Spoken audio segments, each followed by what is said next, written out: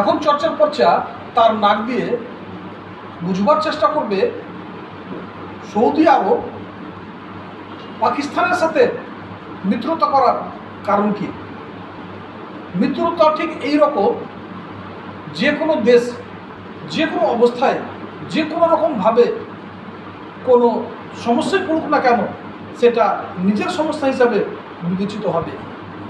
বিশ্ব মানচিত্রটা যদি লক্ষ্য করা যায় তাহলে লক্ষ্য করা যাবে সৌদি আরবের আমেরিকার সাথে একটা চরম ভাব আছে।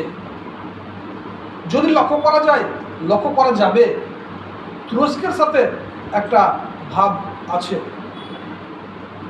অবশ্যই আমরা বড় শক্তি হিসাবে রাশিয়া এবং চীনকে দেখতে পাচ্ছি, কিন্তু সমস্ত কিছু বাদ দিয়ে চর্চার পর্চা পাকিস্তানকে দেশে নেওয়ার মূল কারণটা কি। পাকিস্তানকে মিত্র হিসেবে দেশে নেওয়ার মূল কারণটা কি? ভারতবর্ষ। ভারতের বিশেষজ্ঞ মহল এই কথাটা একবার বলছে না বা মনে করছে না। তাহলে কি কারণে পাকিস্তানকে মিত্র হিসেবে বিবেচনা করছে, চরম মিত্র হিসেবে বিবেচনা করছে? সেইটা লক্ষ্য করতে গিয়ে লক্ষ্য করা যাচ্ছে, সেইটা লক্ষ্য করতে গিয়ে দুটো বিষয় চরমভাবে নজরে আসছে। এক নম্বর কথা, আমেরিকাকে বাদ দিয়ে কি পাকিস্তানের সাথে মিত্রতা স্থাপন হয়েছে? না আমেরিকার মধ্যে সৌদি আরব এবং পাকিস্তানের মিত্রতা স্থাপন হয়েছে? লক্ষ্য করে দেখা যাবে দুটোই চরমভাবে সত্য মনে হচ্ছে। প্রথম সত্য আমেরিকার মদতে পাকিস্তানের সাথে মিত্রতা স্থাপন হয়েছে। লজিক হিসাবে দেখতে পাওয়া যায়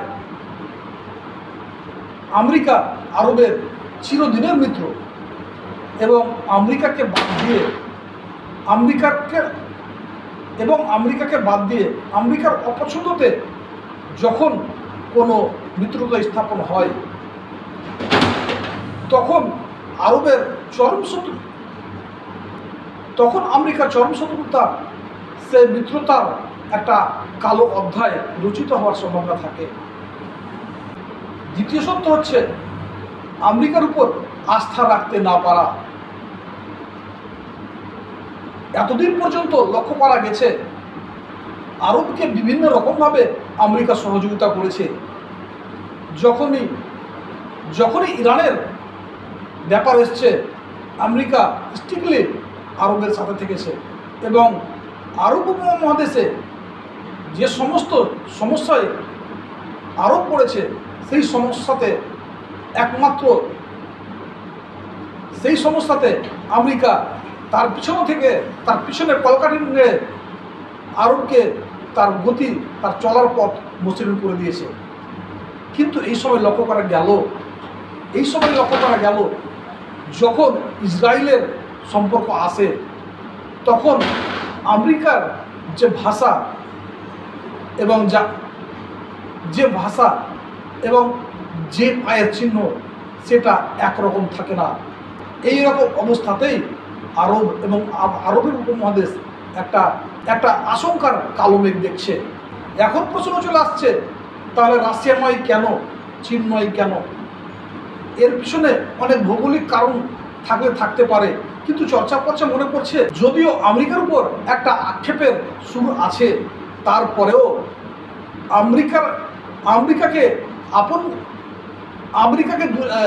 রাশিয়া এবং চীনকে আপন করতে গিয়ে আমেরিকাকে চরম শত্রুর জায়গাতে নিয়ে যেতে পছন্দ করছে না।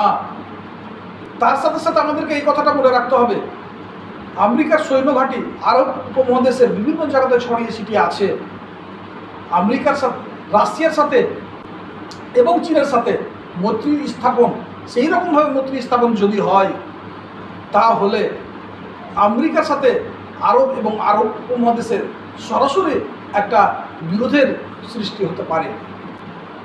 তাহলে তুরস্ক এবং ইরান নয় কেন পাকিস্তানকে বন্ধু হিসেবে বেছে নেওয়া হলো? সেটা লক্ষ্য করতে গিয়ে দেখা যাচ্ছে সৌদি আরব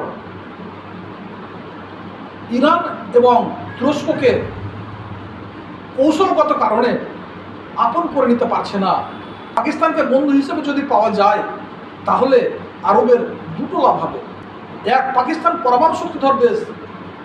দুই, পাকিস্তান আর্থিকভাবে কঠিন পরিস্থিতির মধ্যে আছে।